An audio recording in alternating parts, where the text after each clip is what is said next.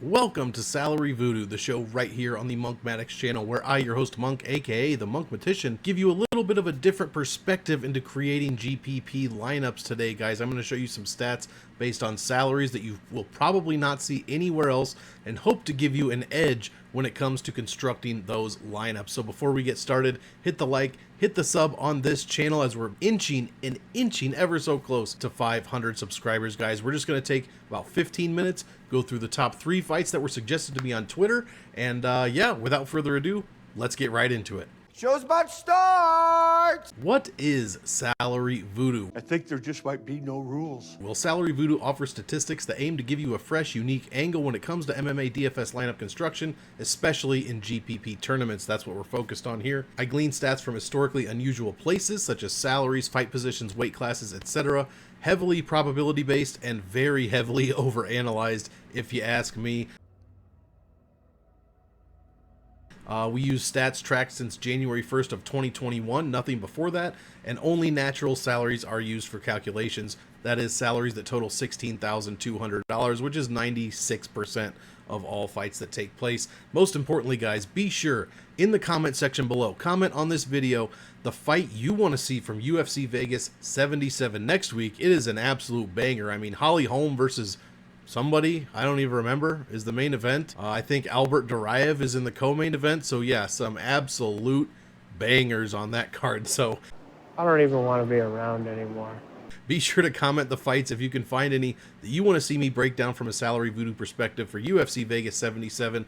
And yeah, let's get right in the fights. Promise me a million times that you will never do another rule.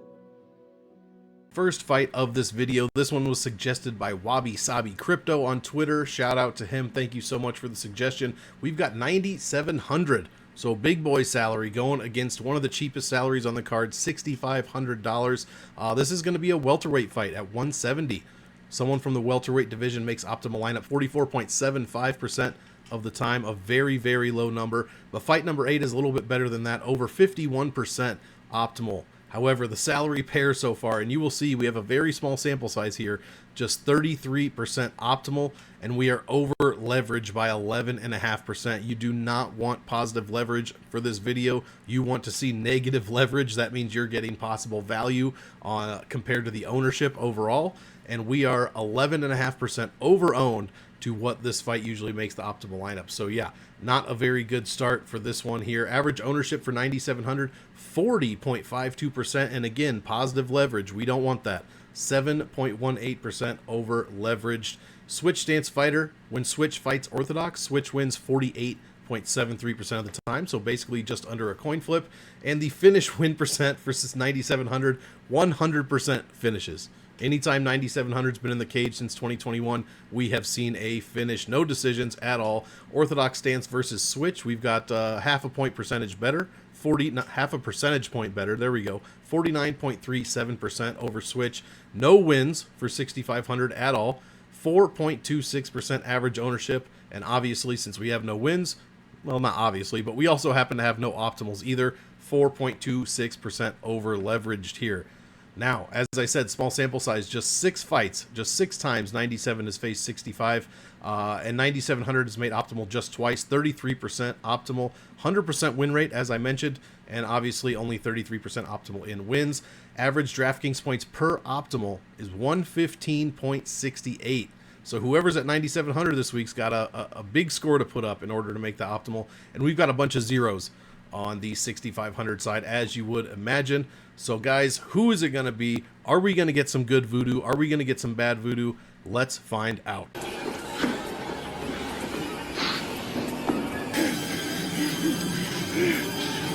Yikes, we've got a frozen Jack. That is some bad voodoo. We've got some bad voodoo here between Jack Della Maddalena and the ghost of what appears to be a mix of Damon Jackson and Robert Whitaker here for who's his opponent? I don't even know. Josiah Harrell, that's his name. So no score for the $6,500 salary. It has no wins. It has a bunch of zeros.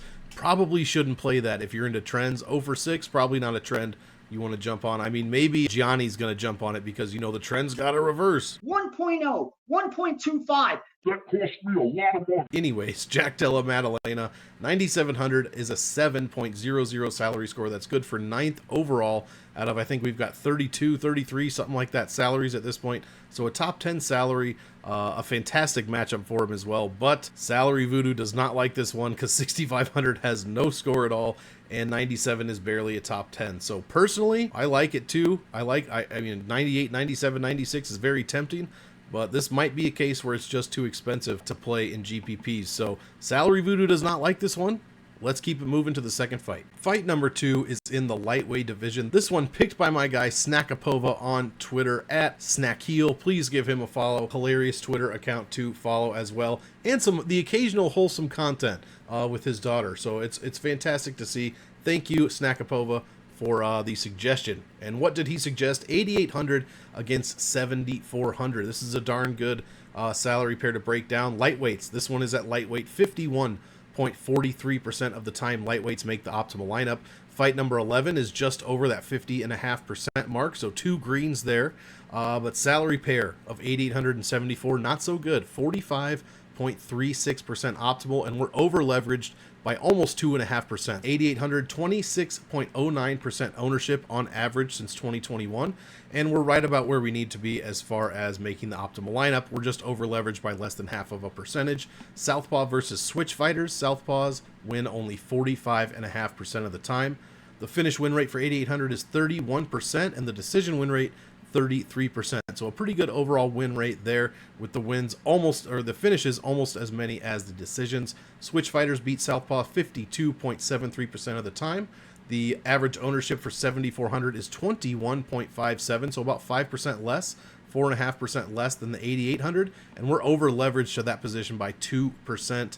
Lastly, 7,400 has a finish win rate of just 16.5 and a decision win rate of just 17.5. So you want to see the finishes close to the decisions, if not over, but at these low percentages, it really doesn't matter. 8,800 has fought 7,497 times since 2021, making the optimal lineup 25 of those 97 times for a 25.77% optimal rate. 8,800 wins 63, almost 64% of the time. Pretty good win rate. I think you'd want it at least a few points higher with it being so expensive, almost 9K, but maybe that's just me. Percent optimal in wins is pretty low for 8,800, 40.32%, and it scores 114.13 on average when it makes that optimal lineup. Meanwhile, 7,400 makes it just 19 out of 97 times, 19.59% optimal, so under 20, not looking great there.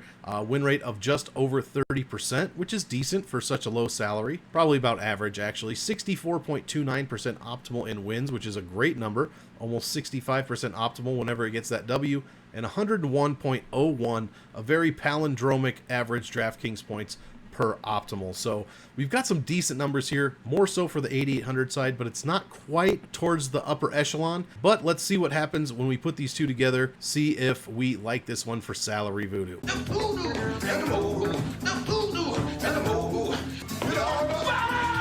And who do we got? We've got Jalen Turner going against Dan Hooker. What a barn burner. What a fight that Snackapova picks here. 8,800, 7.92 salary score.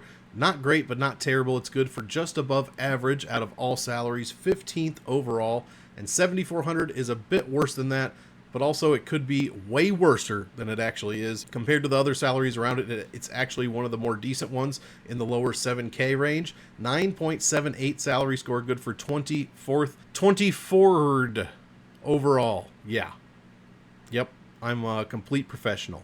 I didn't fucking do this! 24th overall, so pretty good there. Actually, that's not true.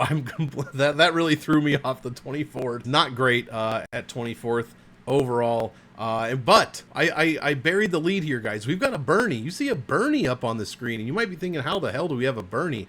Well, there's several extremely high salaries this week that are just throwing themselves off the optimal lineup because either them or their opponent's salaries, or both of them together, are just not good enough to make the optimal lineup historically. So 8,800 gets to slide in there in, like, I believe the 6th spot overall, and that is good enough for a Bernie this week. Guys, if you see Bernie with those glasses, that little sly grin, you know we've got that good voodoo. So yeah, I love this fight, especially when you find out who it is. Jalen Turner, Dan Hooker, this one's got to finish early, right? I am on the Salary Voodoo side here. I will play this good Voodoo fight. Really like this one this week. Should be exciting fight, and let's keep it moving to the last fight for Salary Voodoo. And here we go. Jenna Marie, one of my favoriteest people on Twitter, at Jenna Marie 1981, picks this flyweight bout, 8,700 going against 7,500. Flyweights, 125ers, little buff boys, if you will. Buff little bodies! 42.25% optimal. That is even worse than the welterweight fight we saw at the beginning of this video. Fight number 13, a better number though, 56.1% optimal. The salary pair of 87 and 75 does not even have a 50% optimal rate, 49%, and we're right around just barely negative leverage is what I'm trying to say there. 0.14% negative leverage. 8,700 average ownership of 25.68%, and the average ownership of 7,500 is just 22.73. We've got two orthodox fighters here, and it turns out when orthodox fights orthodox, 50-50, guys. It's a 50-50 shot. The leverage here is about 10% difference, 10.5. We've got minus 5.5% for 8,700, a fantastic number. Again, that means we're under leveraged by almost 5.5%. So you can, find a way to get 8,700 into your lineup a little bit extra this week. And 7,500, the complete opposite, 10 points difference, 5% leverage, and that's positive leverage. You don't want that. We're using it 5% too much here. Win rate for 8,700 is 32.29% with a 36.5% decision rate. And the finish win rate, 82.75 for 7,500 with a decision win rate of 11.5. So almost over 7 points higher finish win rate for the underdog Salary this week. That is interesting. These two have faced each other 96 times, with 8,700 making the optimal lineup 30 times, while 7,500 only 17. Optimal rate, this can't be right. 45% optimal? That can't be, in fact, that's literally impossible. I'm going to do the math on my calculator. I must have just typed it up wrong. Oh my God, he admitted it! 31.3% optimal. It is not 45% optimal. 31.3%, which is fantastic. Anything over 30 is really pretty good. And we've got 17, almost 18% for 7,500. Meanwhile, the win rate here, 69%. For 8,700 and just 30% for 75. Optimal in wins, here's what it was. This is what messed me up. 45.45% optimal when 8,700 wins. Under 50, not great, but it is a kind of expensive salary, so that's why you're seeing that here. And it is a bit better for the $7,500 salary, 58.62%. Average DraftKings points per optimal, 111.5 for the favorite salary and 105 for the dog salary. So this last fight of Salary Voodoo, guys, what are we going to get here? 8,700, 7,500. We going to get that good Voodoo? Or are we going to get that bad Voodoo? The voodoo and the voodoo, the voodoo and the voodoo. We've got that good Voodoo. You see Bernie in there with his, his eyebrows, his little hair blowout going on there. We've got that good Voodoo, baby. 8,700 this week is Brandon Moreno, and he is taking on the cannibal, Alejandro Pantoja. 10.66 salary score for Pantoja. That is 28th best overall. I mean, there's only 4 or 5 salaries lower than that. Not a great salary score here, but 8,700 does do all the heavy lifting in this case. 6.85, 7th best salary score overall. And yeah, I like this fight for DraftKings, to be quite honest. I'm going to be targeting it heavily. Probably more of the underdog, but Salary Voodoo would, the 7,500 does not perform well historically. So maybe we can switch that around. But either way, the 8,700 side doing all the heavy lifting here. We've got ourselves a Bernie, and that is how this one's going to go, guys. Only one thing left to do. Let's recap and get you out of here. UFC 290 Salary Voodoo recap. We had Jack Della Maddalena taking on Josiah Harrell, and we had some bad Voodoo there. Frozen Jack, just Josiah Harrell, 6,500. That salary has never won in the UFC, and the salary of 9,700 has only made the optimal twice. Then we have Jalen Turner, Dan Hooker, a fantastic fight to target overall, but Salary Voodoo likes it as well. We got ourselves a Bernie and that good Voodoo on Turner and Hooker. Also, lastly, I should say, we've got Pantoja and we've got Moreno for the UFC Flyweight Championship. 8,700 taking on 7,500, and we've got a Bernie there as well. Love this fight for DraftKings, and so does Salary Voodoo. So guys, that's going to do it. I love this stuff. Only come here if you like that stuff. Thank you so much for watching Salary Voodoo for UFC 290. Hit the like, hit the sub if you haven't already. Check out my game theory video, which will pop up at the end of this video. Check out the Unnamed Nickname show on Thursday night, July 6th at 9 p.m. Central, 10 p.m. Eastern, where we're just going to F around and have some fun talking about fighter nicknames for about 45 minutes or so. One of the best, actually the highest average nickname grade that I've given this whole time the show's been around, and the introduction of the Unnamed Nickname Parlay. So I've got a 4-man parlay that you do not want to miss tonight at 9 p.m. Thank you so much again for watching, and as usual, I want all of you to enjoy the fights. So, enjoy, and we will see you in the next one. Only come here if you like that stuff.